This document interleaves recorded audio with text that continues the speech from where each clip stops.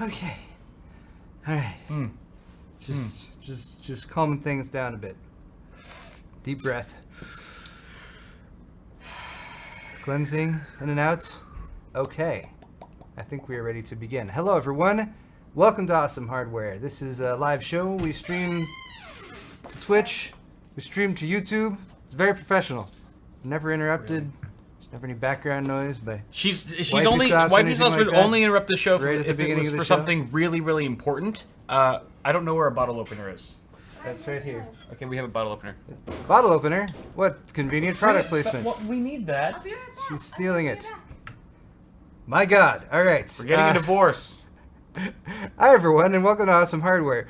So yeah, we stream a live show. We talk about technology. We drink some beer. Occasionally, we use foul language. It's, of course, tastefully done, but just bear that in mind. Occasional adult themes, but mostly talk about technology.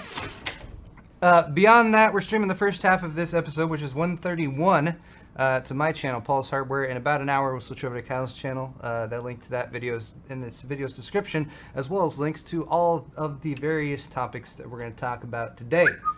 First topic, selling stuff. If you'd like to help support our channels and the content that we make, and also get yourself some swiggy swag, check out our stores. We have keycaps now. Paul'sHardware.net. Check out keycaps. Nice. I need to get my hands on these. These just came in. Nice. You got the Paul's Hardware thumbscrew logo right there on the keycap. Beautiful. I recommend buying 108 of them and replacing every single key on your keyboard.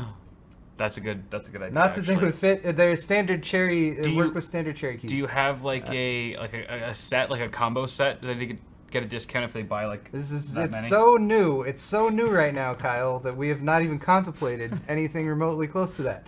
Beyond that, though, shorts, mugs, and pint glasses. It'd be a really small space bar too. I've got a sale on some hoodies. There's only a few of these hoodies left over that are on sale, by the way, guys. So if you need something to keep you warm for the winter, check them out. Kyle's store is bitwit.tech/store. Yep. Anything new, Kyle? Anything like keycaps? No, I don't have any cool keycaps, No Paul. cool keycaps, but huh? now I feel like, as always, I have to step up my game. You do got a sale on and the add Crystal some RGB friggin' shirt. keycaps to the store with my logo. Light up the Crystal RGB is still on sale. Well, I almost dove in on the fidget spinner thing when you had them. Yeah. Yeah. But you know what? I'm kind of glad I left it to you. The fad is over. But see, I struck when the iron was hot. Yeah. Like I never like There were a lot of those. I was You only moved them, planning to buy one batch and just sell out of them almost immediately because I knew like it was trending at the moment. I mean, your profit margin was so ridiculous on those anyway, right? It was kind of ridiculous. It just didn't matter. It was kind of ridiculous. They were like like 5 cents each. No, I'm just kidding. once- I don't know how much they were. Exactly. I don't remember, but they I were don't probably even know. like not a lot. I don't know how. But people were happy with them. Yeah, people were happy. All right. Quick shout out to Sel for being our mod and being awesome. Thank you, Sel, for Thanks, being Sel. here. Wifey Sauce is also, I believe, in there modding. Thanks, wifey. She's also drinking a beer with us. Speaking of beer, cheers. Cheers. Thanks to all you guys for being here. Drinking some Sierra Nevada right now, some pale ale. Holiday Haze IPA. It's quite And tasty. in a moment, we're going to move on to this. This is from a fan. Sent in by a fan. Yes, we opened this on mail time. If you want to send us couple weeks stuff, ago. P.O. Box is down in the description. This is Frayum. Summer Pale. Proudly crafted, humbly offered. It's from Hood River, Oregon. Oregon, yeah. Oregon. And you're supposed to enjoy it 40 to 45 degrees Fahrenheit. Are we meeting that? 40 to 45? Summer Pale's brilliant blonde color doesn't help you enjoy summer. Oh shit, we can't drink it, Paul. No, wait, that's Its aromas of peaches, citrus, and humidity. strawberries, with notes of nectarines, grapefruit, spice, and oats. Surely will. I'm measuring the ambient, not the beer. Sorry. It's Okay. saying if the color doesn't help you enjoy summer, all of the aromas of summer will. And we're not even. Of course, we're drinking this summer. right as winter winters. comes, but it's all right. We must fight the winter. I can enjoy beer at all seasons. All right, our first segment for today's show is NetWatch. And like Baywatch, but less I'm doing this sexy. at the beginning of the show when we've only just started drinking. I'm excited about that because I can hopefully discuss this subject with some degree of fluency. First off, if you aren't familiar with net neutrality, it's the basic concept that all of the data transferred over the internet should be treated equally, and your internet service provider, whoever you pay for your connection to the internet, be it Comcast or Verizon or whatever else, shouldn't be able to treat traffic from one website differently than traffic from another website. It's a pretty basic concept. Right now, the FCC is pretty much poised to strike down the current framework that upholds the FCC's ability to enforce net neutrality. And December 14th, they're actually probably going to vote to get rid of it. Now, there's a big hubbub, of course, going on the internet about that, because people like net neutrality, they want to keep it. There's, of course, discussion as to how it should be enforced, but our stance, and the stance of most of the people who I discussed this with, just after looking at the facts, is that they'd rather the FCC not do what they're about to do. So, all that said, some more details on this ongoing saga as we approach the dreaded date when they will actually do that.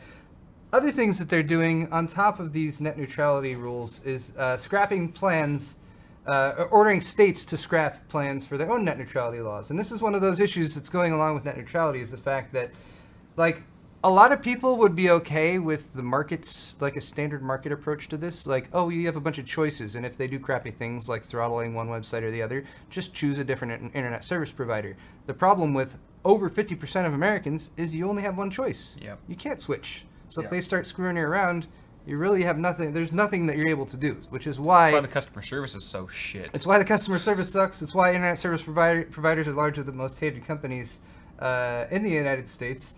And when you see the FCC going along with what internet service providers have been doing when it comes to actually going against the introduction of competitions, that's what this is. So if states decide that, once the FCC scraps the current Title II rules for internet service providers, states might go ahead and go their own way and be like, all right, we as a state are going to write up some laws in the state that say you can't do this or this when it comes to treating network traffic in our state. But the FCC is saying, no, you can't do that, because that's our role. Our role as the FCC, because the internet is nationwide, is to enforce this type of thing. Therefore, you can't do that. So you're in the position of like, well, then can you enforce net neutrality? And they're like, no, we're gonna roll that back. Yeah. So it's a little frustrating when you look at it this way, because you're like, all right, like, introduce a bunch of rules that like force there to be competition. Like you always must have 4 choices for your internet service provider, right. And then sure, you're gonna have one that says, hey, we're not going to block everything. Everyone's going to sign up for them, and that's how the market works. Right. But when you're in a situation that is due to other reasons limited when it comes to competition, then you're in the situation you have right now. This is, according to the article from ARS Technica, a victory for broadband providers that asked for widespread preemption of state laws. Ajit Pai's proposed order finds that state and local laws must be preempted if they conflict with the U.S. government's policy of deregulating broadband internet service. The extent to which this would take effect isn't clear. It would prevent states from imposing net neutrality laws similar to the ones being repealed by the FCC.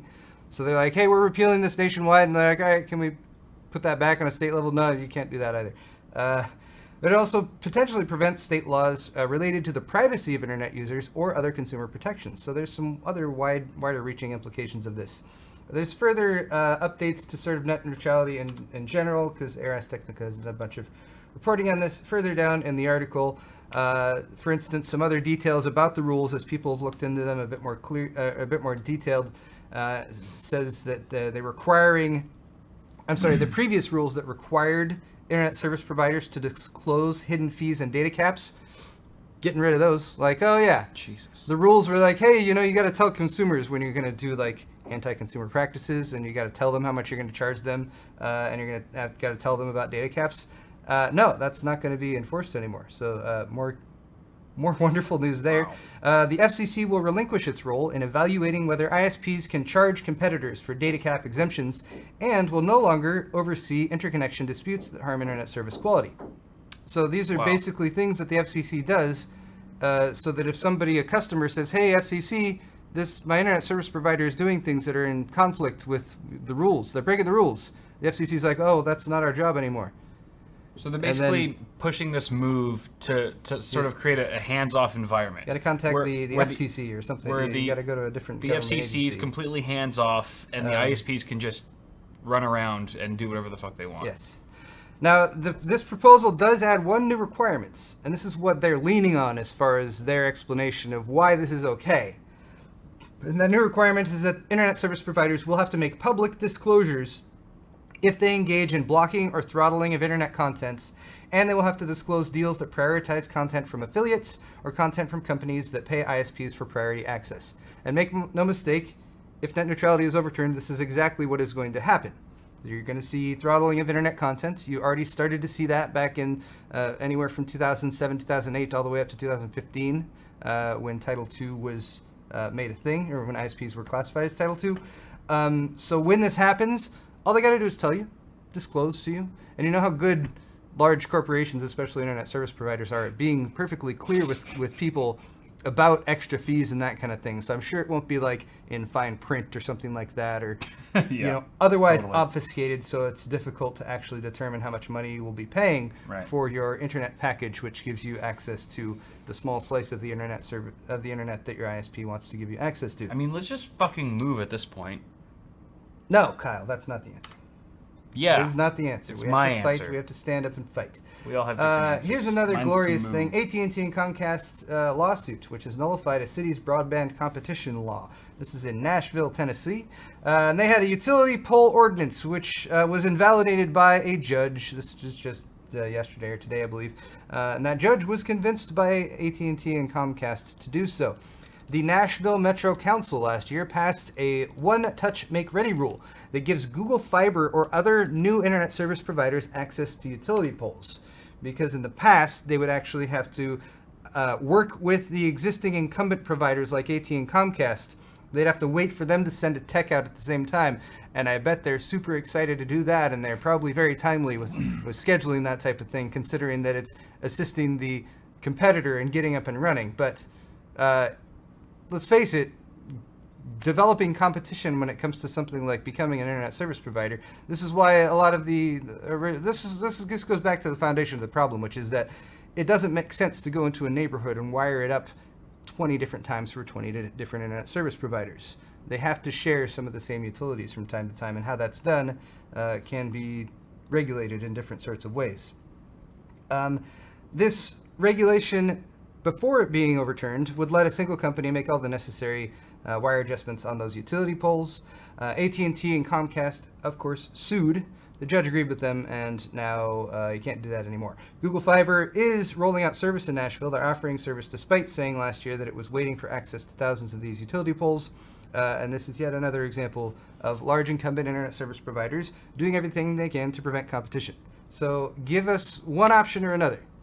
Allow competition and allow it to flourish, or succumb to the basic rules of net neutrality and follow those rules so you're not screwing with traffic one way or another. Like, yeah, there are arguments to be made as to, like, you know, if you have a utility, like compare it to other utilities that are Title II. Look at water and power. Your water power company and your power company do not tell you what to do with your water and your power. They just give it to you. That's basically how it should work. And you know, a lot of the time you only have one option for water and power. But that's why it's regulated by the government, is because when you only have one option, the sort of capitalist system doesn't really work there. Anyway, I'm using too many buzzwords, and people are going to start arguing in the comments. Let's move on. IGPI and the FCC want it to be legal for Comcast to block BitTorrent. This is what got them in trouble in the first place, blocking BitTorrents. But it's sort of been up in the air. Like, what do they really think? What's really the fundamental idea? Like if you fundamentally believe net neutrality should be a thing or not, like, is kind of the question I ask people when discussing this, if they really have a full understanding of what it is. If you look at the actual text of the rule that's being proposed, first off, Ajit Pai makes it clear that he thinks it's a mistake for the FCC, or thinks it was a mistake. I mean, that's pretty obvious already. For the FCC to try and stop Comcast from blocking BitTorrent back in 2008, which the FCC did. That was under what's known as the light touch regulation period, and they tried to say, hey, you can't do that, and that, you know, it's supposed to be light touch. They say, hey, you can't do that, but instead Comcast was like, actually, no, we're going to sue you. We're going to sue you because we don't think you're allowed to enforce this. This is what kicked off the entire debates, and which ended up in 2015 with net neutrality being enforced. So literally part of the proposal, and it's highlighted in this article from The Verge, the various statements that are just very clear about the 2008 Comcast BitTorrent order, and that the commission sought to enforce federal internet policy, and that in 2010 the U.S. Court of Appeals for the D.C. Circuit rejected the commission's action, holding that the commission had not justified its action as a valid exercise of ancillary authority. That's what caused them to push for Title II classification. So the Internet Freedom NPRM proposed to eliminate the Internet Context Standard and the non-exhaustive list of factors intended to guide application of that rule. Also sought to comment on whether to keep, modify, or eliminate bright line conduct and transparency rules. Anyway, so this is just a little bit more evidence of exactly the intent of Ajit Pai and what they're doing right now. And let's round out NetWatch with a little bit of actual good news. You got to go global for this, but India has net neutrality? Well, they're working on it. They're pushing towards it.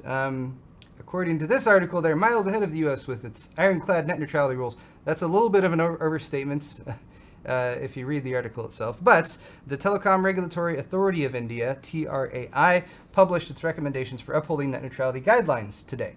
They are pro-consumer rules that actually enforce net neutrality. It's recommended that ISPs should adhere to the principle of non-discriminatory treatment of content, no blocking or throttling of content, no fast lanes for content services that offer to pay for the privilege, with an exclusion for content delivery networks. Also, the agency has suggested the creation of a committee consisting of representative ISPs, content providers, and consumer groups to police net neutrality violations across the country, which sounds reasonable. Representation from the industry who's providing the service, representation from the customers who are being provided that service, representation from the regulators, talk about things, but you have a basic established set of rules that say net neutrality is part of the rule book, and that's how the internet works. We should be like India. So yeah, the U.S. is on the verge of destroying net neutrality. India is on the verge of making it law.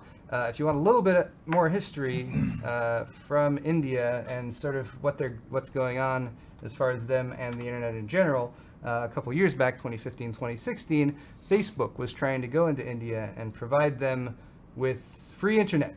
Zuck went in there. He's like, "Hey, India, I'm Zuck, Facebook. I'm Zuck. Let's give you internet, India. We're gonna invest a bunch of money in your infrastructure and give India internet." But it wasn't going to be the internet. It was going to be Facebook. And Facebook, it's basically the Facebook internet is what was going to be accessed. Facebook regulated. Provide to. So there was a lot of argument about that, and people saying like, oh, it's a good thing they're going to provide internet to more people, but ultimately you can't have internet that's just solely controlled by a single company, right? Like that. It's just too much control over it, and when that is the pipe that's providing the information to people, there's just too many ways that it can be corrupted and abused. So yeah, there you go. You suck, Zuck. Yeah, you suck, Zuck. Why don't you Zuck off?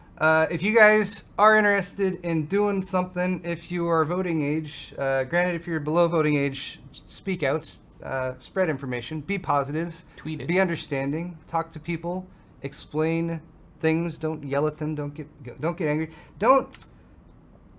Don't go after Ajit Pai's kids, apparently. There's, like, some people going after his kid. Don't do that. Like, that's going to really horrible. help. Like, oh, shit, you're targeting my kids? All right, fine, net neutrality, here you go. That's garbage. Like, that's never going to work. Please just be reasonable. Don't be an idiot. We want to be civilized and stuff. But anyway, kill them civilly. Go to battleforthenet.com, and there's a pretty good collection of information. You can enter your name and email address and stuff, and it will put you in contact with your representative so you can get in touch with, let them know how you feel about the issue. There's also a link to a whitehouse.gov petition that's being signed right now called Do Not Repeal Net Neutrality, currently at about 230,000 signatures. It only needed 100K, but go sign this anyways, because we want to get as many SIGs on there as possible. So powers that be hopefully know that this is something that people feel strongly about. All right, let's move on. Jeez. Thank you. Now that we're all depressed, thanks, Paul, all of you, this is real. For sitting through my first segments, which I was trying to get the kind of more serious stuff out of the way so we can move on. Let's talk about... I need infinite beer. This is supposed to be cryptocurrency, but I don't have a lower thirds for it, so we're just calling this winners. It's just script, but we're talking about crypto. Winners. About crypto. It's called winners. Is this because this was the existing It's lower thirds? it was that the one there? existing lower thirds that was there that I was like, that kind of applies, Sure. I supposedly. All miners are winners. Because hey, if you got a bunch of bitcoins, You're rolling. You're rolling the definitely- dough. You're in a good mood right Raking now. it in. Bitcoin is just teasing $10,000, hitting actually. Wait, no, right, guys. $10,035. Right Thank now, you very much. You've heard it here first. As of like an hour or hour and a half ago, it was at 99.15. We have cracked $10,000, everyone. Everyone go buy like 30 Where's the RX balloons? 580s. Don't we have a thing we can do where balloons fall down? I'm working on the confetti There's drop with the balloons and The stuff. clown that comes in. There'll be a whole system above us for $10,000. that reason. Wow. Wow. What That was is it? What absolutely was it like insane. a year ago? Let's take a quick look here. Like 1,000? It's jumping around. But see, Jumping as from my understanding, I the gotta more click people this. who are mining, the Look at that, harder look at that it right is there. to Oh. actually gain market share of Bitcoin. So is that it right? was. Sorry, no. What are you saying? I was saying like the way that the system works is the more people who are mining, the more difficult it is to actually mine more coin. Is that correct? Yeah. Well, the difficulty increases as Difficulty increases. it becomes more and more complex Right. as coins are mined. So does that mean as the value goes up, and people are mining more, you can't actually mine as much per period of time? It means that the amount of mining power that you need to actually do something grows more and more. So you'll be mining less if you never upgrade your hardware or something like that, never increase the power efficiency. You'll be mining less and less and less as the popularity of mining increases. Due to the fact that for Bitcoin, first off, it's the most popular cryptocurrency and the most well-known, but also there's tons of ASICs that have been developed. So there's tons of coin mining machines that are very power efficient that have been produced, and that's what's used to mine Bitcoin. Like Right. mining Bitcoin on anything besides something like that really isn't practical at all. You're not going to make money because you won't be paying for your electricity cost or the cost of your hardware. That's why they have like the giant like global groups, right? Like Bitcoin mining groups and stuff. Yeah. So typically what people do now is they mine altcoins, other types of coins, and then they usually trade that for Bitcoin, and then they can cash out the Bitcoin or do something like that. Or they'll use software that has a bunch of different coin mining algorithms, and the software will look at current market prices, and I believe like the mining power of your system, and then we'll mine whatever's most profitable. Yeah. So that's another good option for it too. But yeah, you guys heard it here first. I'm sure this nowhere else has this been discussed yet. It looks like as of Universal Standard Time, what is that? 1:30 UTC on Wednesday, November 29th. Universal time? It's it's Greenwich. It's Greenwich Mean Time. Greenwich. Whole world gets its time from Greenwich. Greenwich gets its time from Admiral Boom. All right. Boom. Yeah, 10,043 it looks like is what it peaked at. It's currently sitting at 10,041. So yeah, your Bitcoin's there. I believe I saw something somewhere about some crazy. guy who at the beginning of this year said if Bitcoin hit 10K, he was going to like chop his balls off and eat them or something like that. There was some insane thing like that, but that guy's going to have to do that now. Why? I wish I knew more specifically what that was, but I remember. Yeah, where's I the vaguely article on remember that, seeing Paul? that. I don't know. Should have been right here in cryptocurrency. I did see that Elon Musk talking about Bitcoin, and somebody asked him about it, and he said, "Oh, there was speculation that he was the actual creator of Bitcoin, which is just kind of crazy conspiracy theory." But yeah, he said he had like part of a Bitcoin at one point, but he doesn't know where it is anymore. Like he lost it. Yeah. So that kind of made me think, like, how many people lose Bitcoins? Well, interestingly enough, there's an article on Fortune. Nearly 4 million Bitcoins have been lost forever. What? 4 million Bitcoins times $10,000. Holy crap. That's a lot of it's a lot of market cap there. Lord. So yeah, this little chart kind of shows Bitcoins that are out of circulation, as far as due to being out of circulation. Original coins that apparently are all gone now. Coins lost due to buying and selling, and then of the coins mined in 2017, how many are gone? So an interesting little chart. 3.79 million bitcoins are already gone based on a high estimate. 2.78 million based on a low one. So 17 to 23% of existing bitcoins are lost. I thought it was kind of interesting how the research, which comes from a company called Chainalysis, actually goes down because, you know, if you're trying to figure out about lost bitcoins, how do you actually figure that out? Yeah. So a spokesperson shared some certain details about how they assess how bitcoins are lost. An important clue comes when there is a fork in the blockchain, such as the one this summer, which led to the creation of a Bitcoin clone known as Bitcoin Cash. Such events can lead to the owners of wallets who have been inactive for years to conduct a transaction, as that transfer potentially happens, providing an opportunity for statistical analysis. So even though you might have a Bitcoin wallet from like years back that hasn't been touched or anything done with, and you don't know, is that lost? Did whoever owned that Bitcoin wallet lose the information and they don't have the code for it anymore and they just can't access it, so that's gone? Or do they have it and they know about it and they're watching this and they're like, man, I'm going to sit on this and eventually I'm going to do something with it. So that's part of how they get some of this data to determine how many Bitcoins are actually lost. Interesting. Getting a ping from those wallets helps figure out the biggest source of uncertainty as to whether they're lost or just being hoarded. Now, if you are into coin mining or cryptocurrency, which I'm not really, just to be clear here, since I'm discussing it here on our... Why is it always so hot at your house, Paul? I have a reasonable understanding of it. Why is it so loud with all those fans? I wouldn't necessarily call myself an expert. Oh yeah, there is a theory that I actually am a hardcore coin miner, but I don't know anything about that. Paul's a closet miner. If that was true, I would be more excited about Bitcoin hitting 10K. But what's going to happen next? You're a good actor. Who knows? This is why I don't play the stock market, really. First off, a negative story. Bubble fears stoked by a spike in buy Bitcoin with credit card searches, which is never a good thing. You should never have people who are like, man, I got to get me into this Bitcoin.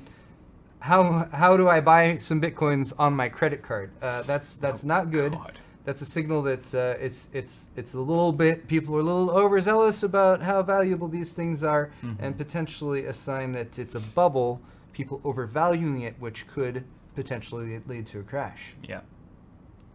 Or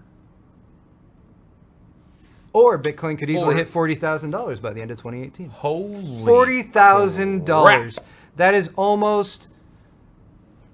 is a lot more than what it's worth right now. That's 4 times worth. I made a stupid joke. But yeah, this hedge fund manager Michael Novogratz, who's apparently super hotshot hedge fund manager, but he's got lots of money.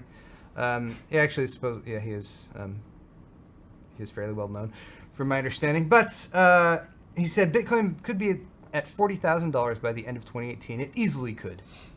I don't know what he's backing this up on. I'm sure his incredible knowledge of the market and whatever.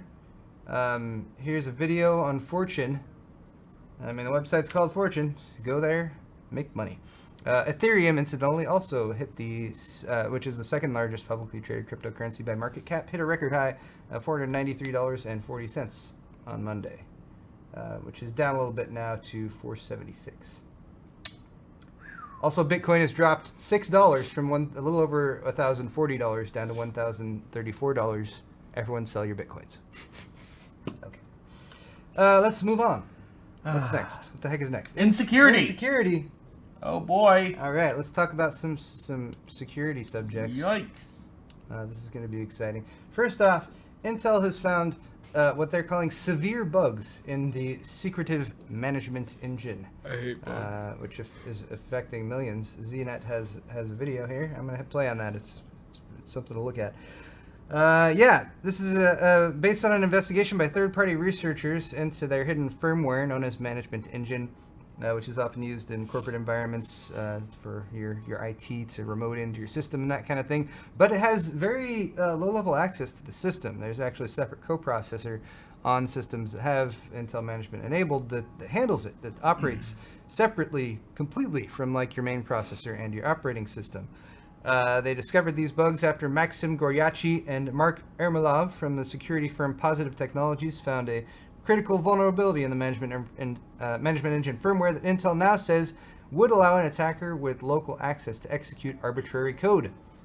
And since, again, it runs on that separate coprocessor that runs completely separate from your processor or your operating system, it means it's invisible to your CPU and any anti-malware software that you might have. So this is pretty serious, and probably, especially in the corporate space, is going to lead to some information security issues in 2018. It's a good thing they caught that before any reported victims, any reported attacks, right?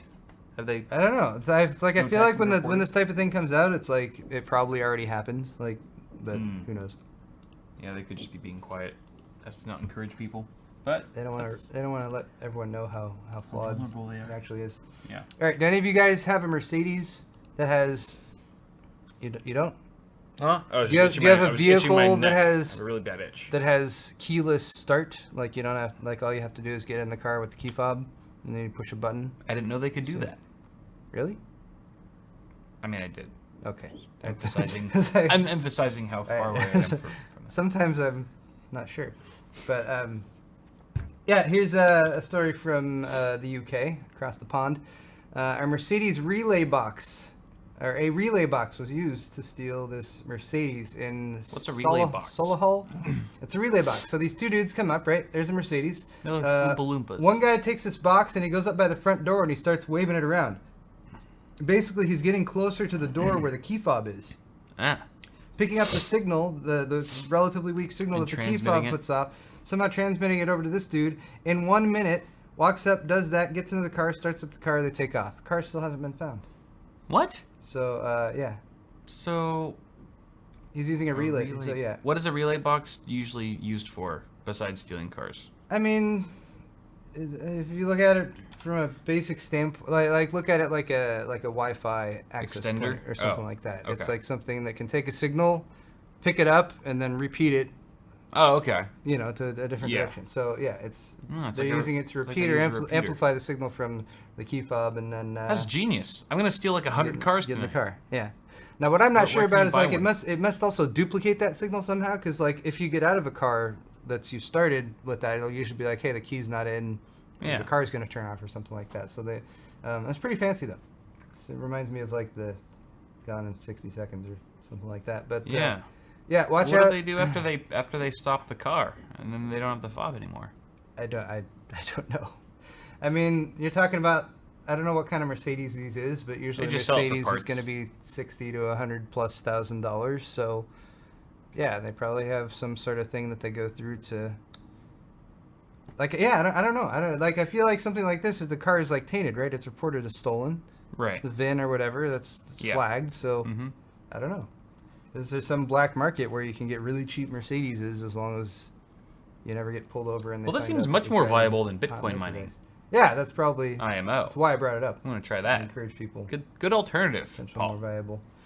All right. We should all give it a shot. Face ID is a new way to unlock your phone with the iPhone X, and there's been various. We've talked here about some various efforts to crack it because. It's weak. It does, I don't know, I feel like it's gone back and forth, but there's a 10-year-old who is a spitting image of his mom. Wait, really? Yeah. Oh. And 10-year-old is able to... Wow, they are pretty similar. Yeah, I mean, apparently similar enough for the iPhone X. Facial feature... The phone is locked. The algorithm isn't quite specific enough. She looks at it and it unlocks. She's going to lock it again. She's going to hand it to the kid. Are they a part of a company organization, or is it just like mom and son This thing? get bigger. Is this like just a random YouTube video by this is just a mom and a son who found this out. So then the kid takes the phone, he looks at it, and it unlocks. So what? And he dabs. And he dabs right after. What a perfect way to end the video. He throws the dab 10-year-old dabs after unlocking mom's iPhone with Face ID. He got several extra internet points for the dab. But there you go. So Face ID, not completely foolproof. Who knows how practical this is when it comes to, like, you know, if you have a target and you need to get their iPhone X and unlock it, like if you're an evil person or a thief or something, which I assume there's not many of watching our show. I don't even know why I'm describing it this way. Yeah, but it's scary. It seems less practical for something like that. But definitely something you should keep in mind if you're, say, a mom or a dad and you think your phone is safe with your kid, because Yeah, they look like you. Often a lot of family resemblance. You made the apparently you enough. created your own vulnerability. How's that feel? Feels good. Feels real good. No, I don't, sure it doesn't. No. All right. Let's lock him up and throw him in a closet. So good for a minute. All right, we're plowing through it today. I feel like we Woo! started a little bit late, so I'm trying to just Doing great. just one after It's the only other. 9:15. Hitting you guys with the information fire hose. It's 9:15. Wow, Look into my got late. wrong clock. All right, so we got just some standard tech news here. Yes, No moving on Bitcoins, to the no regular net news. neutrality. All right, let's talk about some PC stuff. There's still What do we got? exciting stuff to discuss here. What we got? Starting with some leaks about Intel's 8th generation and 9th generation CPU lists. So, like, this is basically this came from an IDA64 update. IDA64 had a latest beta that went out, and it had a bunch of information about, or just the specs for these CPUs that are compatible with, and included a big old list. So it was kind of leaked by them. Yeah, in the notes, actually, in the reference notes Okay. of all these Intel CPUs. So yeah, a number of them were announced. They're expected to launch in early 2018. There's a Core i3, Core i5, and Core i7 CPUs listed, as well as a Core i9 8950HK.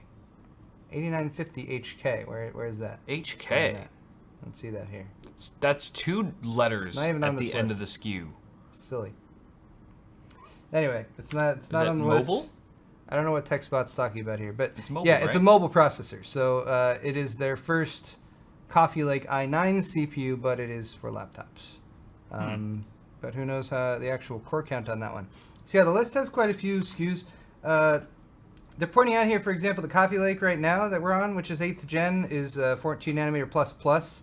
They had a tick, then a talk, then a talk, then a talk, from Broadwell to Skylake to Kaby Lake to Coffee Lake to Cannon Lake, and yeah, I guess this process architecture. I forget what it's. Sorry, I was... Anyway, point is, Cannon Lake is supposed to be 10 nanometer. It's supposed to be the actual die shrink. So the process shrink. We've been waiting.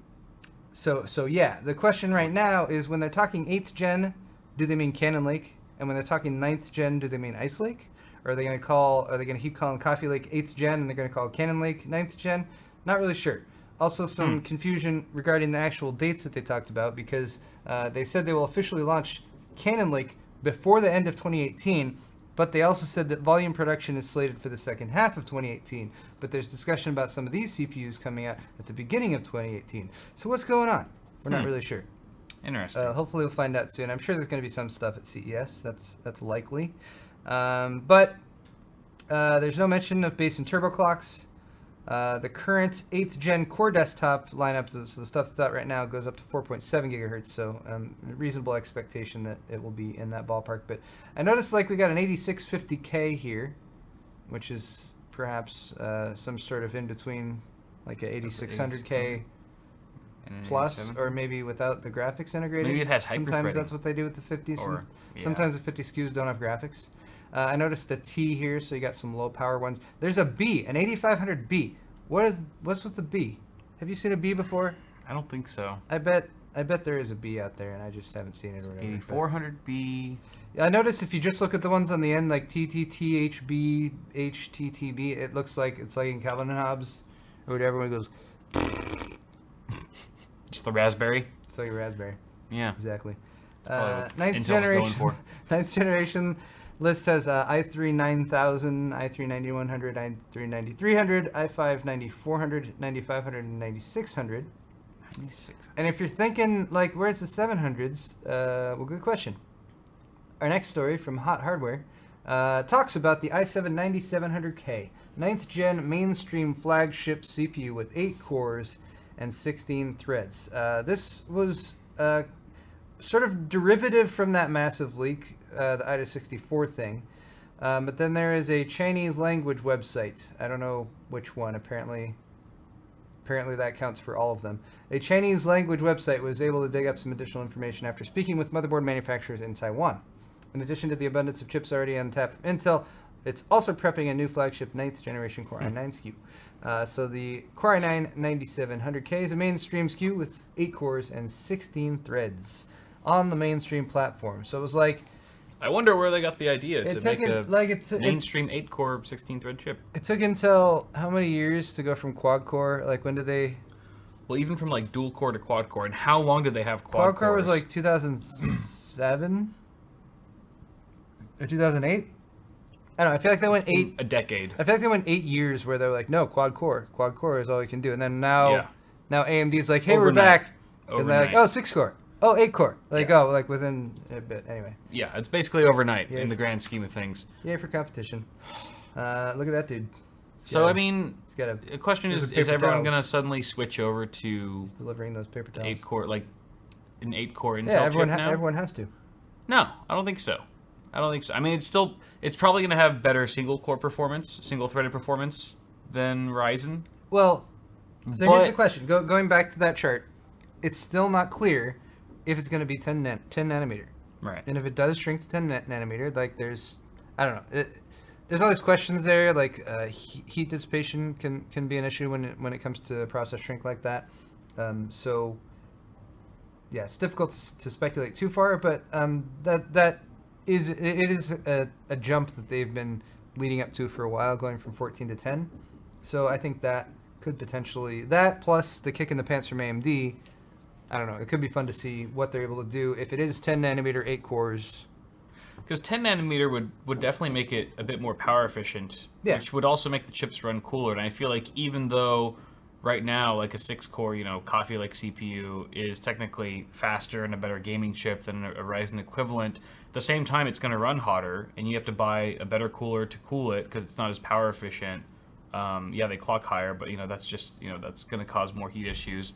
And then you're basically locked into buying a Z motherboard for X amount of money. That's going to be X amount more expensive than an equivalent B350 board, where AMD offers cheaper boards that also support overclocking, and they have lower SKUs that support SMT and stuff. So it's interesting to see them go in kind of different directions. You know what I mean? It's going to be interesting to see what the market prioritizes or what they really want. Do they want the faster chip but are willing to spend more for the motherboard and overclocking ability and cooling, or are they going to go for a little bit maybe less performance but overall a cheaper experience and better performance per watt, I would say. And then we've got Ryzen 2 on the horizon. There's a lot of unanswered questions, but I don't feel like pure power is enough anymore. Like, just having the pure speed is no longer enough to sway the consumers one way or another. There's so many other factors that AMD is hitting so hard, and they're crushing Intel over, even though Intel has the better chip, or the faster chip, I should say. There's also someone doing things above us right now. It's very distracting. But and then yields is another thing. Like, is Intel going to try to rush the 9th gen launch just like they did with Coffee Lake, and then all of a sudden you're not going to have any supply to meet your demand, and then that's going to increase the MSRP is going to go way up through the roof, and no one's going to be able to buy them anyway, or won't be willing to pay out the ass for a 9th gen chip.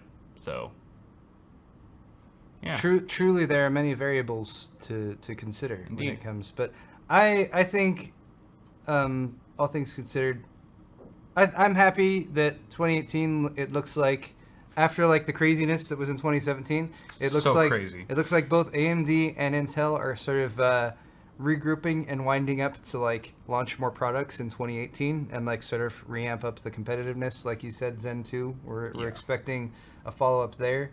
And but I think if Intel can take a 10 nanometer 8-core, 16-thread, little LGA 1151 CPU and make it reasonably power efficient and have frequencies that are in the same range they're getting with Coffee Lake right now, I think they'll sell a lot of those, because I think, especially for gaming and mixed-use systems, I think that'll be a popular option. But yeah, we'll see what the next year has in store.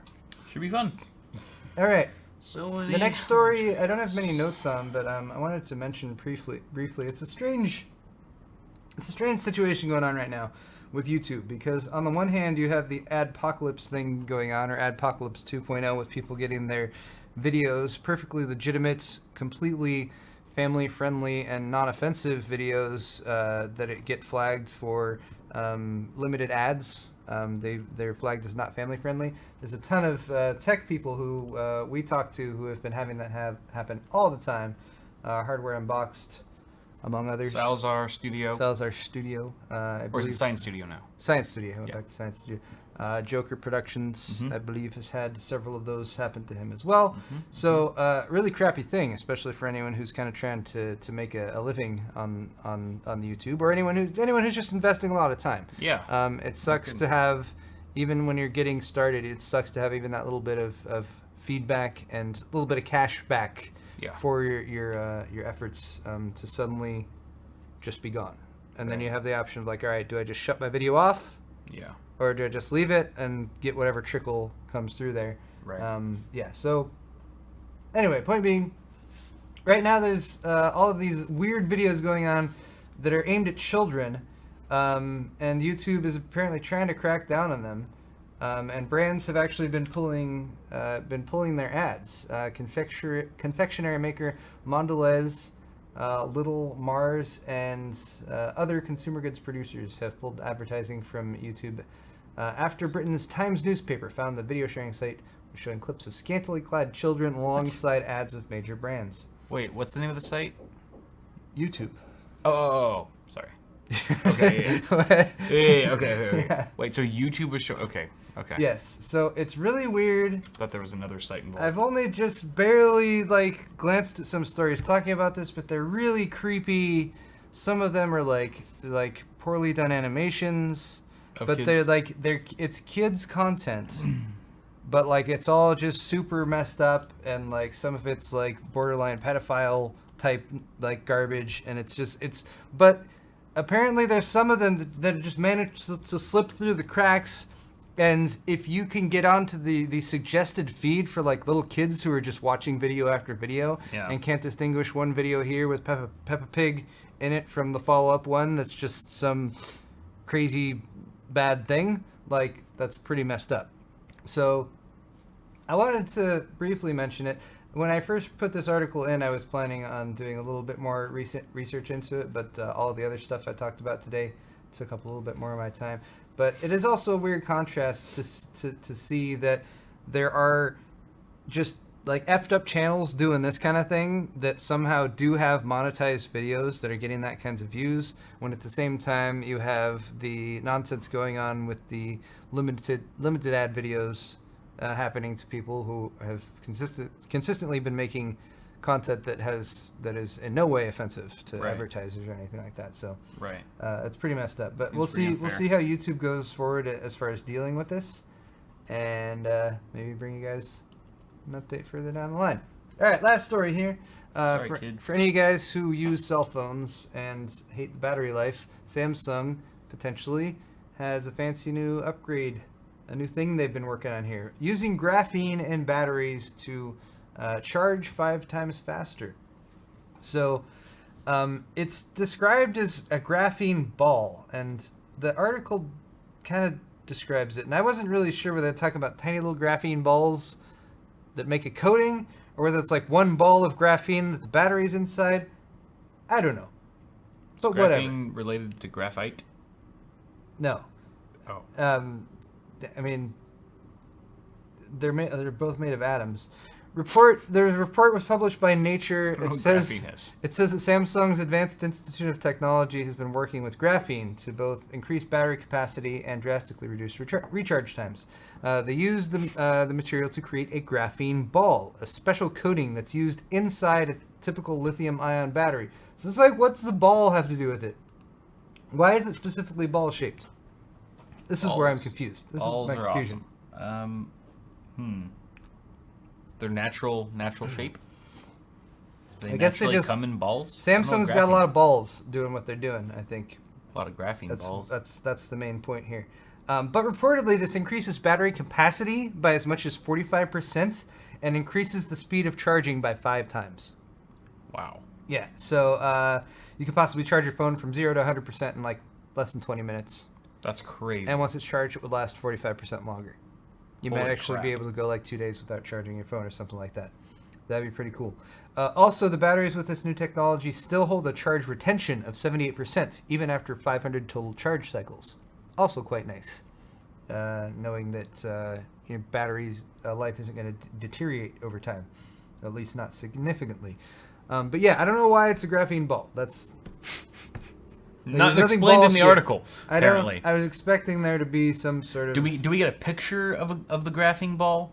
Do we know what the graphene ball looks I like? imagine like intelligent, Do we know its hopes and dreams? like little ball bearings that like roll. Like there's a phone and it's sitting there, and all the ball bearings roll up onto the table and kind of creepily roll up to the phone, and then then jump in. invade it like somehow, They just get sucked into it. and then the phone, and Like then pass the through phone it. like at first like doesn't want it to happen, but then after And it resists.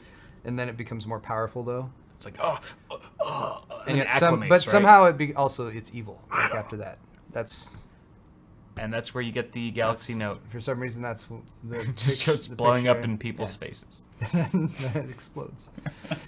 Anyway, Damn you, graphene balls! All right, All right, that's so interesting. That's that fun news. Hopefully, that is- Galaxy S9, yeah, 20 days of battery life with graphene balls per charge, per every 5-minute charge. Hey, I mean, Thanks, balls. if it improves the battery life and Totally cool with time and that. all that, then So, I'm on I'll board. I'll dip my balls in it. I will too. Ball investing. What? I want to dip my balls in. You remember? No, you probably. I don't know. You don't remember that? No. It's probably best. Was to that know. the state? The state? I want to dip my balls in it. No, there was a guy, and that was his catch line. That's what he would say. I want to dip my. And he had balls these in it? balls, and sorry. I don't know what the hell you've been watching. Let's talk What kind of about- programming? Do not share your playlist with me. Uh, Not interested. I bet there's the state. Thank you, Humboldt EF. Humboldt EF remembers. Yeah. Okay. Curmudgeon is asking how the truck's great. I drove over here today. Truck. It's not so great driving in traffic, but it's loves my trucks. Nice. All right. What are we doing? What's going on now? All right, we're doing donations. Q&A and donations. Q&A. So let's Chris. answer Chris. some questions. Chris Solis Chris for the Solis. $10. Cheers. Thank First you, time Chris. catching the show live. I Ooh. want to upgrade my GTX 970, and I was wondering if I should get a 1070 Ti or a 1080. Depends on the price there, Chris. If you can find a very discounted and low-priced 1080, I would say go for that. It is a bit faster. Yeah. Then again, the 1070 Ti, cheaper. which can be had for $450, is typically a good $50 less, and when overclocked, is right in the same ballpark of the 1080. So yeah. I would go with, a tough honestly, I would go with the 1070 Ti because neither of them can really, in my opinion, take on 4K with 100% confidence. You need a 1080 Ti for that. So you're pretty much limited to 2560 by 1440 or 3440 by 1440 ultra wide. In that case, the 1070, the GTX 1070 that I was using for a while is phenomenal for those resolutions. The 1070 Ti is going to be even better. And you're going to be able to push, 100 frames per second on most games with a 1070 Ti. So just save yourself a little bit of money and pocket the rest or put it towards something else in your build. I think the 1070 Ti that'd be my choice. If you're really sold on either of those. And don't worry when you're talking to your friends and you're like, they're like, "What'd you get?" And they're like, "I got 1070 Ti," and they're like, "That's cool. I got 1080." But yeah, You're you like, won't feel bad at all. then you'd be like, yeah, you wasted money. feel bad. You have less money than I do now. All See? right.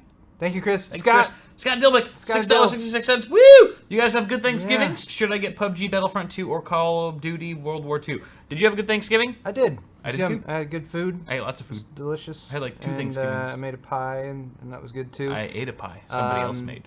It was delicious. Yeah, Scott. PUBG. I think. PUBG. I mean, PUBG. it's a lot of fun. Don't get Battlefront 2. It's a lot of fun. Don't get Battlefront Don't get 2. Call of Duty. Yeah. These are just my opinions. Of those, I would just get PUBG. I mean, Battlefront PUBG's 2 cheapest. definitely not just a statement to EA because they effed it all up, and that's we're mad at them. Like there should have been a fun, exciting Star Wars game to play, and EA was just like, no, we want to shit on it. So yeah, don't get that. PUBG is the least amount of money for the PUBG, most it's a lot amount of fun. It's very replayable. Like Yeah. you can replay it. I mean, And it better be. It's because- way more team-based Yeah. than any of those games. I don't care. Call of Duty, Battlefront 2, yeah, you're on a team, but are you really? Are you really? You're really just a bunch of faceless dudes running out there on your own, hoping to get the most kills. You're competing against each other. Yep. Whereas in a game like PUBG, you're actually talking to friends. You're competing against other groups of fuckers, and it's a blast. All fucking. Find a group of like 3 or 4 dudes, get PUBG. It's totally worth it. Jujubes, $10. Jujubes. Hello, been a while. Building my dad a slim mini Ryzen build while watching your show right now. Oh, cool. Total price $420. Blaze it. Oh, that's from nice. Black Friday shopping. Woot! That is a great price point. That's a great price. I'm sure you snagged some pretty hot deals on Black Friday, so congratulations for that. Sounds like a Ryzen 3 build. I'm sure your dad is going to be super happy. Yeah, it's definitely going to be Ryzen 3. I did a $500 Ryzen 3 build for Black Friday myself. You can go ahead and check that out. Shameless plug. But I hope. I wonder what case you're using. A slim mini Ryzen build. There's a few options. Yeah, definitely a few options there. But doesn't seem like there's any question attached to here, so I'll just say congrats. Congrats. And good luck. Panda Commanda, $5 says, I rebuilt my custom loop in a case with better airflow. Same hardware, no overclock, running 10 to 15 degrees hotter. Any clue as to why that might be happening? My guess would be, if it's a custom loop, that you probably have something going on when it comes to the pressure between your blocks. I'm guessing you're talking about CPU here, but maybe GPU as well. Maybe the pressure that the block is mounted with, you might have contact there, but not enough contact to actually push down and spread the thermal paste properly. So you're getting functional but not low temperatures. Beyond that, I mean, I would assume you know stuff like the pump not functioning properly or something like that might be an issue. But yeah, if you have better airflow, you should definitely not be have that much of a difference in temperature. And all things else considered, that's the main thing I could see that would suddenly cause that to happen. That's really kind of bizarre. Yeah, because other than that, like, it would have to be like you overclocked more or cranked a bunch of voltage or something like that. Yeah. We need more information to be really sure. Did you put water? Did you add water? It's an heirloom.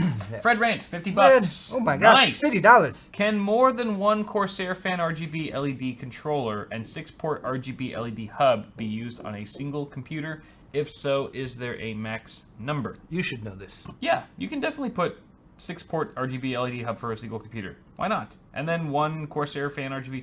He's asking if you can use more than one. You can use more than one controller. Yeah, you can use. Is there a max? So it's 6. If you're talking about the L series RGB fans, you can connect up to 6 of those fans to a single Commander Pro. To my knowledge, you can have multiple Commander Pros connected to one motherboard, which is exactly what I'm planning to do for the Elite build. So it better work. So it better fucking work. I'm looking at the Elite build right now. But I don't see a reason why it wouldn't. I don't think Corsair would limit themselves to, like, this is a huge launch, this is a huge product for them. They're raking in serious dough from these fans. They're like $50 a fan. They're not going to limit you to 6 freaking fans in one system. They understand that people have radiators to cool, bro, with like push-pull configurations. You can definitely fit in more than one controller in there to support 12, But Fred, my 18. guess would be that there is some sort of maximum to that based on what the software is capable of, that kind of thing. We don't know that though. Yeah. But Corsair would. I would hit them up on Twitter perhaps or something like that and see if they can give you an answer. If you're really looking to like do some crazy maxed out thing or like plug those in and have other stuff connected to it externally or something like that. Mm-hmm. People like to do that kind of thing. You can wait to see what pops up in my part 3 video of the Elite build and see what happens there. Davey Chow! Davey! For the $5! Would you like your $5 pound? I give it to you every week. $5. Every week I give you the $5 because I have an important thing to say. I have a very, very important thing to ask you. I have a grandfather. No, I apologize. A grandfather unlimited plan. Oh, he's grandfathered into the plan with the Verizon. Okay, not sure if they actually throttle me or not, but I abused the hair out of it with my seed box. What the fuck's a seed box? I don't know. I mean, I've seen that term before. A lot of Asian dudes in off the top chat. of my head. It probably means he's got something tethered to the phone. I don't know. Pulling stuff off of it with his unlimited plan. But yeah, I'm pretty sure they do throttle you at a certain point. some of the ISPs have it listed. They'll say like, hey, you have unlimited, but if you use more than 30 gigs in a month, then, we'll start to cut you off. Yeah. Typically, I wouldn't be surprised they do if that, do.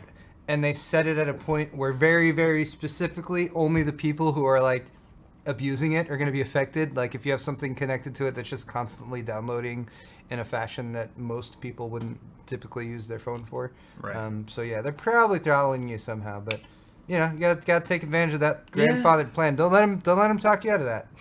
They're trying to talk everyone out of those. Stay strong, baby. Jacoby. Jacob.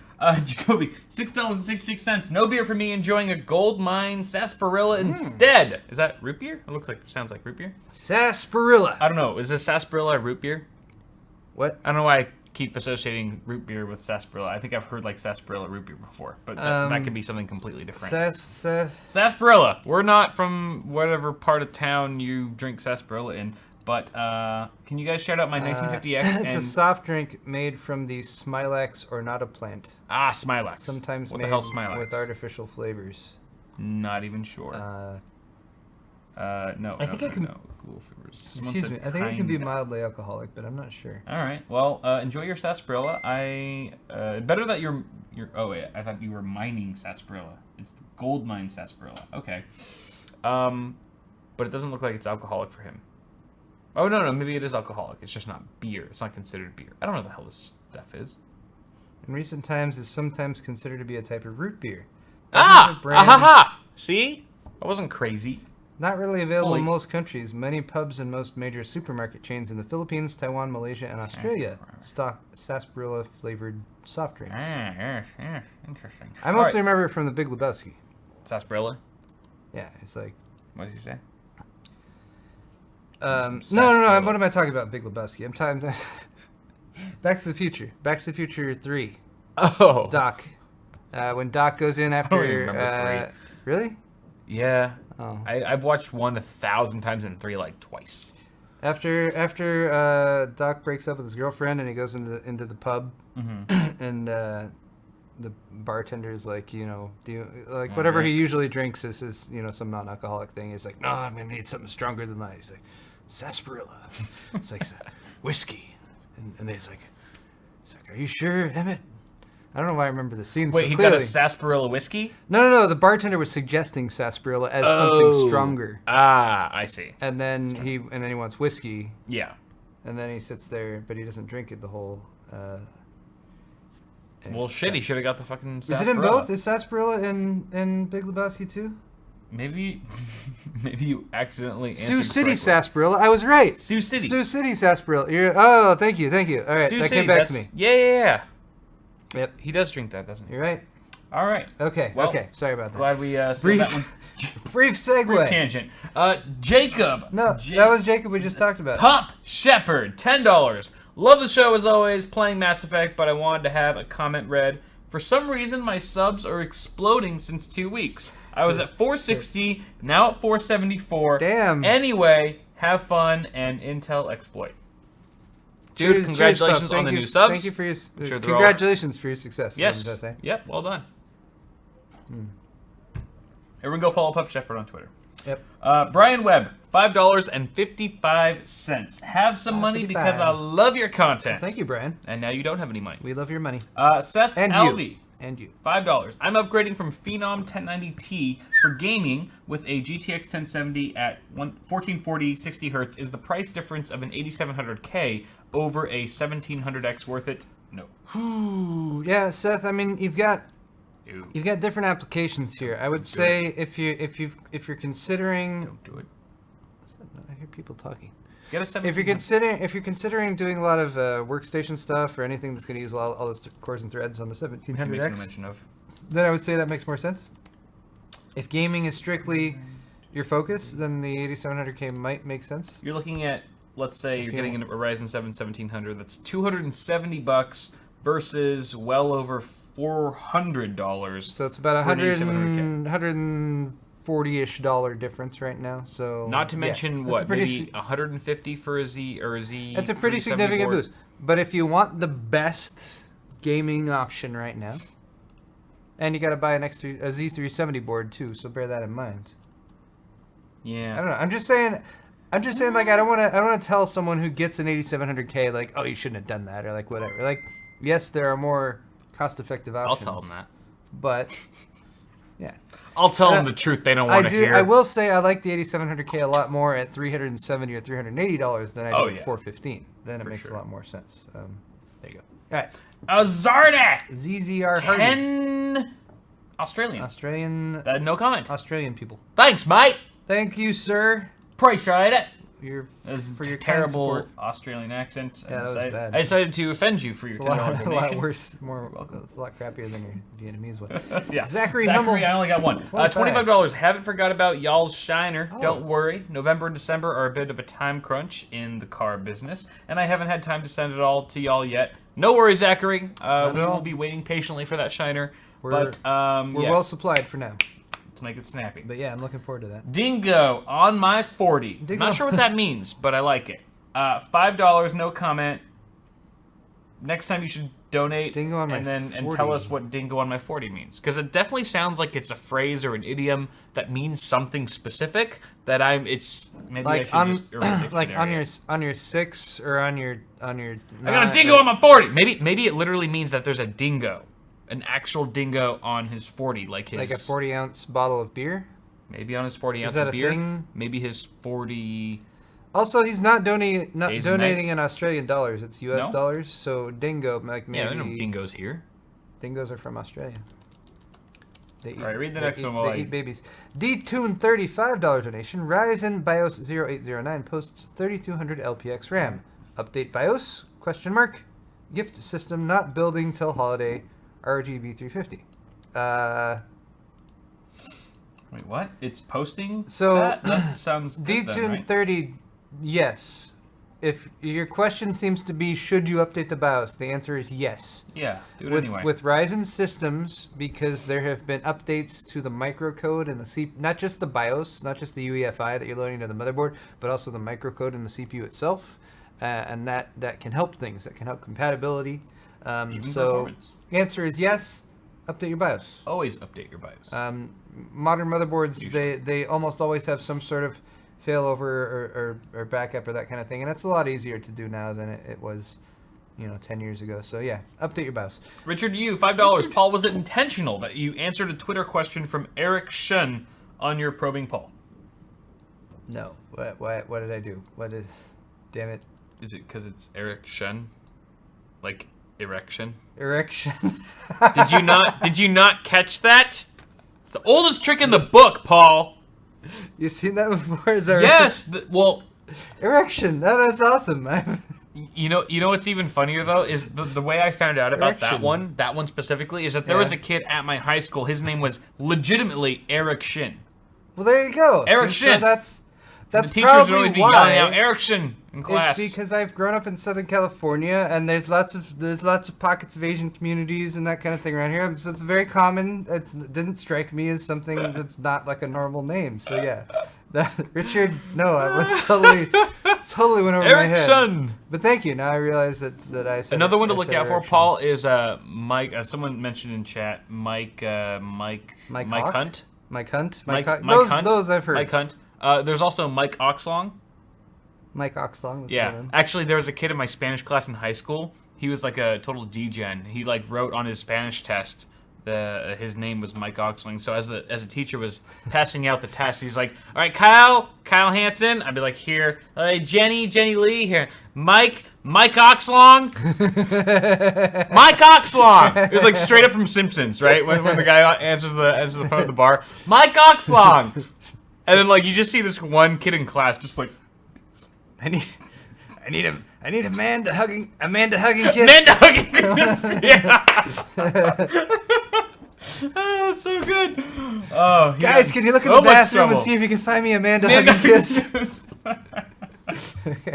God damn it. So good. So good. All right, keep them coming, guys. Play with my girlfriend. Oh. Interesting name. $5. I use MSI SLI Plus X99 motherboard running a 1080 in SLI. In the 1st and 5th slot. Is this correct?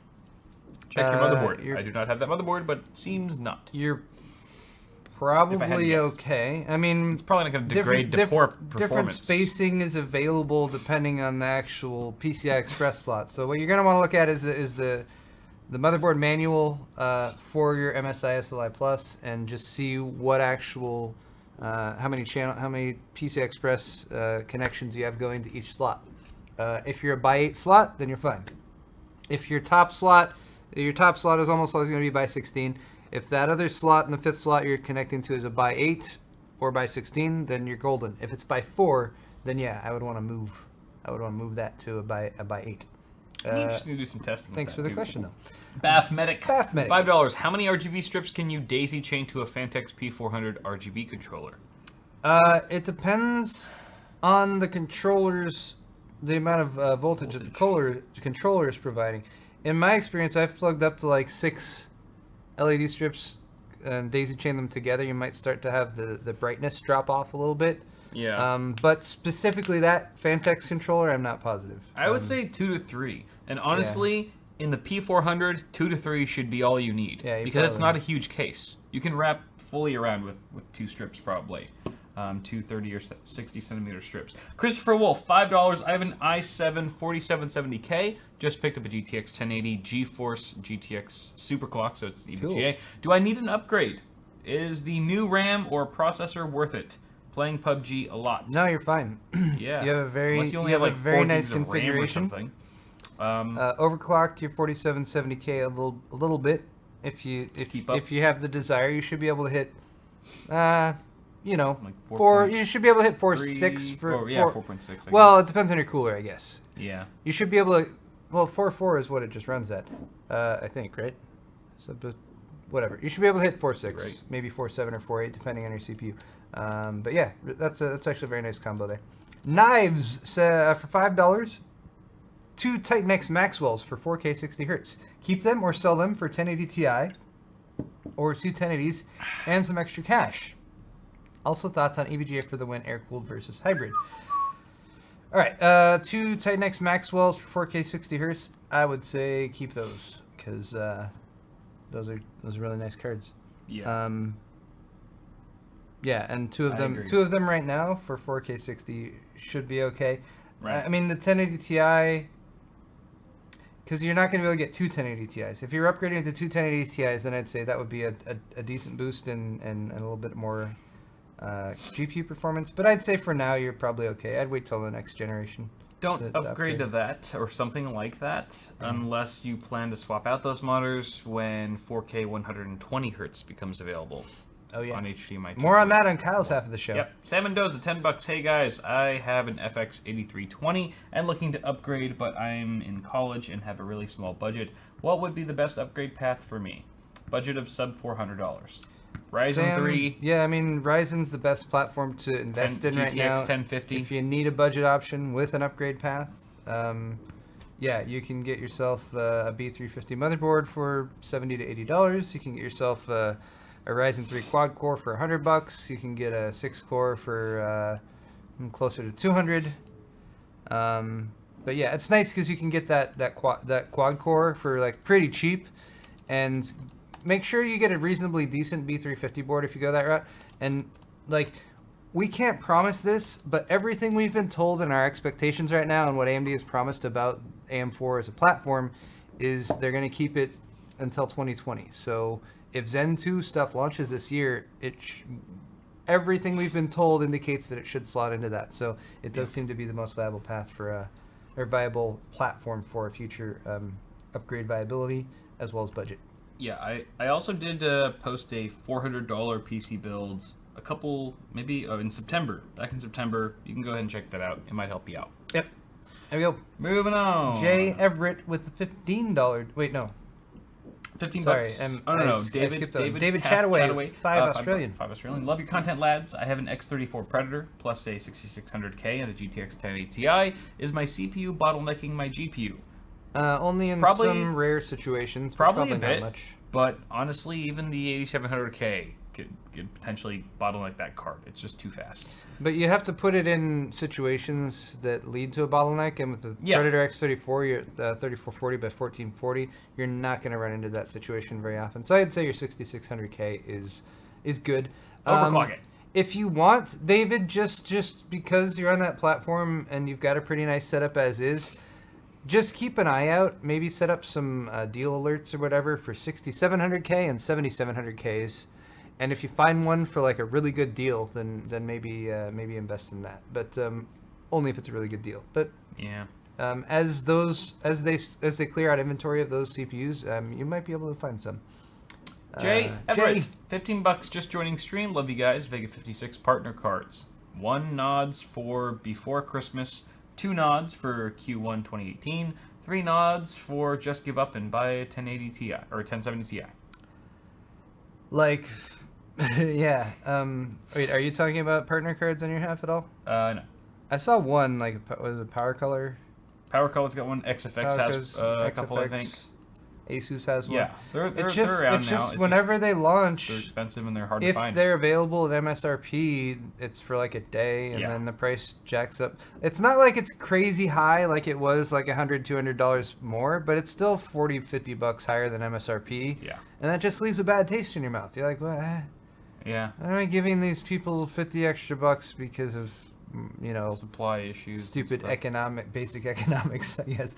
But yeah, yeah. I mean, right now it's still hard to recommend Vega 56 in particular if it's more than $400 to $420-ish. Yeah, that's GTX 10 series. Check that out.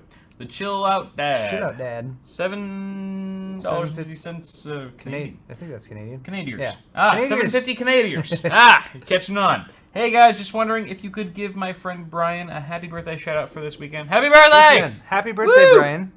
Happy birthday. Cheers. Cheers. To your birthday. I'm going to drink more beer now because of your birthday. Love birthday drinking. Russell Purcell, $20. Need GPU thoughts for present to myself. I got an R7 1800X, an Aorus AX370K7, RM850X, G-Skill Flare X 2400, 16GB, other parts appropriate. Is a GTX 1080 Ti overkill, or am I ready to rock? All right, Russell. No, first off, yeah, I would say yes, a 1080 Ti would be perfectly appropriate for your system. Yeah. Second thing I would say, man, I didn't know they made Flare X kits that were 2400, but yeah, maybe consider faster memory. Yeah, definitely. Because at least 2933. I like my Ryzen systems to be running at 2933, if not 3200. You do get some nice boost in performance at that, and particularly in gaming. Remember that the frequency of your memory affects how the Infinity Fabric works. The Infinity Fabric ticks at the same speed as your memory, so increasing your memory speed is important there. So 1080 Ti, yes, I would consider swapping that Flare X kit for a 3000 or a 3200 kit if you can find something reasonably priced, because man, the memory prices suck right now. Yeah, they do. Post-apocalyptic. Peter Walker. $5. New to both channels. Enjoy watching your builds. 2 favorite YouTubers now. Wow, thank you. Of course, obviously. Moving to Meshify case while watching stream. Keep it up, guys. Beautiful. Yeah, Meshify C is awesome. Yeah. It's a nice portable case. Been very happy with tons that. Tons of mesh, obviously, at the front. Very good airflow. Send us DKKK 50 dicks. 50 dicks. I forget what the DKK 50 is dicks. again. It's the most valuable currency. Dicks. Worth upgrading to an 8700K. That's the Danish krona. Danish krona, same thing. Is it worth upgrading to an 8700K from a 3770K? I did take the chance on an Asus Strix Z370F motherboard quite cheaply on Black Friday already. Was like 35%. And then the comment gets cut off. But I think yes, that's a pretty good. That's a pretty good bump. I say yes because very nice bump from Ivy Bridge. You've already got your Z370 board, so that's not a question. Like sometimes it's like when someone's like, "Should I invest in Coffee Lake?" You always have to say, "All right, well, you're going to get a new Z370 board," and I guess there's a reasonable set of them available. But yeah, you've already got the board, so I'd say yeah. Do it. 8700K. Do it. You can probably sell that 37700K for a pretty penny too, because they're not in production anymore. Yeah, maybe. Sometimes they go. You can get some for cash back for that. Yeah. All right, R. Clardy with $10. the $10 donation. Ryzen 5. I want to read this one. Do it. Fire it off. Ryzen 5 1500X, ASRock X370. I wonder which one. 16 gigs of G-Skill 2x8, 3200 speed, and the GTX 1070 Ti. Decent build for workstation, running multiple VMs as well as light gaming. ESO. Yeah, I mean... yeah, that's pretty nice. I don't think you need an X370 board. Yeah, I would say your X370 might have been a little overkill, but I will say the X370 boards, if you're going to overclock, tend to be better at that. They tend to have a little bit higher end power delivery configurations on them. And your 1500X. If you're running multiple VRMs, or I'm sorry, multiple VMs, I would definitely keep the upgrade to like a 1700 in mind, because that would be a very nice boost there. Yeah. All in all, though, I think you have a very nice configuration. 3200 speed memory. Yeah, I think you're looking good. And yeah, keep an eye on R7 1700s. That'd be a nice upgrade for you. Indeed. Or hold out for Zen 2. Total Rage, $5 donation. This is the last one. Hey guys, having an issue where when I update my graphics drivers, my screen starts to flicker and eventually blue screens with the GTX 1080. Could be. Is it a beta? Is it a beta Wickle driver or something like that? Yeah, that's interesting. I would probably roll back to an older driver, the driver that you had before, to see if that problem persists.